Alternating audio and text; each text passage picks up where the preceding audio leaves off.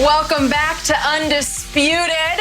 Thank you all for joining us today. So here's the thing, guys. We got to talk about Aaron Rodgers because, frankly, I love where this conversation always goes. The NFL released their 2010 All-Decade team. Tom Brady made the list. Aaron Rodgers made the list, but noticeably absent from the team was Drew Brees. Despite leading the 2010s in passing touchdowns and yards by a wide margin. So, Shannon, I start with you.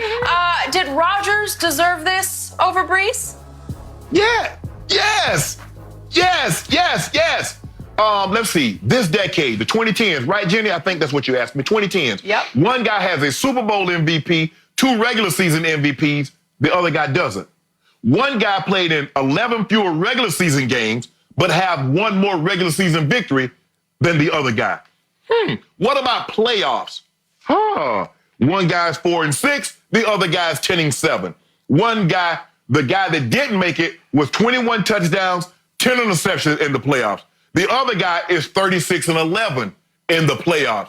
You tell me. Now, Skip Bayless told me that when Tom Brady lost the Super Bowl, it was because a sorry, pathetic defense had given up 41 points. Aaron Rodgers lost the game to the Falcons in 2016, in which his defense gave up 44 points. They lost another game in 2019 to the 49ers. They gave up 37 points. So I don't really, what are we talking about, Skip? You know good well A-Rod deserves it. He probably should have been unanimous. The way I'm looking at things from where I'm sitting right now in my palatial estate up in Bel Air, I can see it real clear. Yep, he and Tom Brady should have been unanimous selections.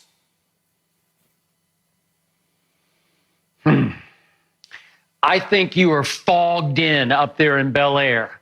I think you can't see the forest for the trees outside your palatial estate because it's too foggy in your brain right now. I am outraged over this. This is just flat out wrong. And I'll be the first to say, my friend Lil Wayne is going to be very upset with me for what I'm about to say, but I cannot help it. I still love you, man. I just don't agree with you on Aaron Rodgers. I don't get it. I don't see it. Aaron Rodgers has become the most overhyped quarterback of this generation, which has led to him being the most overrated quarterback of this generation. He has definitely had his moments, but a lot of the hype comes from his cool factor. Is he cooler than Tom Brady? Yeah, I'll give you that. Is he cooler than Drew Brees? Yeah, I'll give you that. Both those guys are sort of nerdy, cliche-ridden family men, okay? And Aaron is cool. He likes his scotch. He likes to play golf. He likes to go on long vacations to Chile with his lady, Danica. She's the hot girlfriend, significant other who used to be the terrific race car driver. I get all that. Aaron, for a while, was dating a Hollywood starlet. I get all that. So if that's why you want to vote for him, I can't talk you out of that part. But this decade has belonged to Tom Brady, number 1, and to Drew Brees, number 2.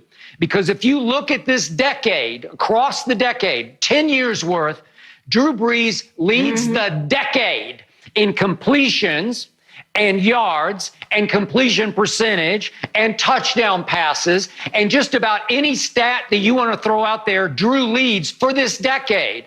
And obviously, he leads in all those departments forever. He is number 1 in all those departments, career and forever in history of the National Football League. But remember, if we want to be technical about this, Drew did win his Super Bowl on, let's see, it was February 7th of 2010. Does that count in this decade? That's what you just told me. He did. It was 2010, February 7th. He won a Super Bowl. And then 1 year later, which was in February 6th of 2011, Aaron Rodgers won his one and only Super Bowl. And how did that happen? He went on a 4-0 run as the road wildcard team. They were the 6th seed. And as you remember, they beat Michael Vick in Atlanta when Vick made a bad choice on the last second throw. It was just a bad idea, but it was a close game, went down to the wire. Then Aaron blew out Matt Ryan at Atlanta. That was good. And then in the NFC Championship game that year, Aaron Rodgers was pretty sorry. He deserved to lose that game, but Jay Cutler hurt his knee, wound up on the exercise bike during the second half, and Aaron Rodgers barely overcame Caleb Haney on the way to the Super Bowl. He played well in that Super Bowl. I still say Polamalu had a pulled hamstring, and Ryan Clark, my friend from ESPN, was at the end of his career and wasn't exactly the fastest safety who ever played pro football. And Aaron took advantage of it. Our man Greg Jennings took advantage of it, and they won that Super Bowl fair and square. But since that Super Bowl, Aaron Rodgers is 6-7 in the playoffs. And when I think about it, I look at all the games he's won, they're all tainted. He beat Joe Webb as a starting quarterback. He beat Kirk Cousins. Kirk Cousins was horrible at that point. Dak Prescott was 4-0 against him when Kirk was a Washington Redskin. So he beat Kirk Cousins. Wow. Then there was the Dez catch game. Dallas should have won that game because obviously Dez caught it. And then there was the Giants boat trip game. Oh, well, Odell takes the Giant receivers to South Beach to get ready for a game up on the frozen tundra. And, okay, so you beat that team. They weren't ready to play. And obviously Odell had a miserable afternoon up in Lambeau Field. And then came the Mason Crossbar game when it took 2 intergalactic field goals from Mason Crossbar to save Aaron Rodgers in that game from 51 yards and then 56 yards. I'd never seen anything like it. And both of them were mishit field goals. One of them a dying quail to the right, the other one duck hook left, and somehow the hand of God moved it back inside the left upright. I don't know how it happened, but Aaron Rodgers could have lost any of those 5 games. And then you look at the losses, he lost, they lost to Eli and Kaepernick at home. And then obviously there were the 2 San Francisco blowouts to Kaepernick, and then this past year, obviously, to the 49ers. And then there was the one terrible game. Yeah, well, no, but he played not very well in those games. He played poorly at San Francisco this last playoff run.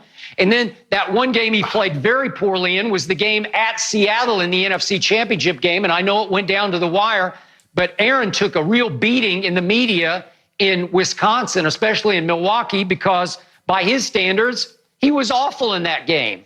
And then check this out. How about the last 4 years?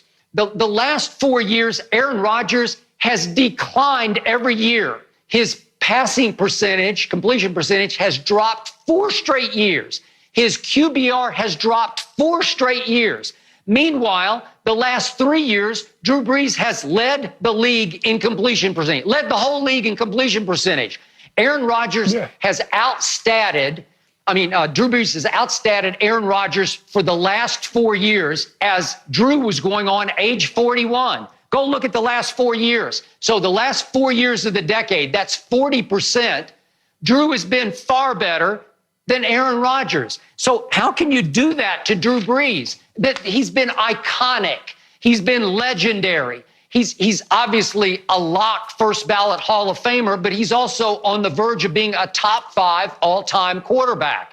And you're saying he can't even make the all-decade team over Aaron Rodgers? I'm sorry, that's pathetic. That's a joke. Skip, it happens sometimes. Us all-decade players, your boy happened to be one of those in the 1990s. Skip, it happens. Yeah.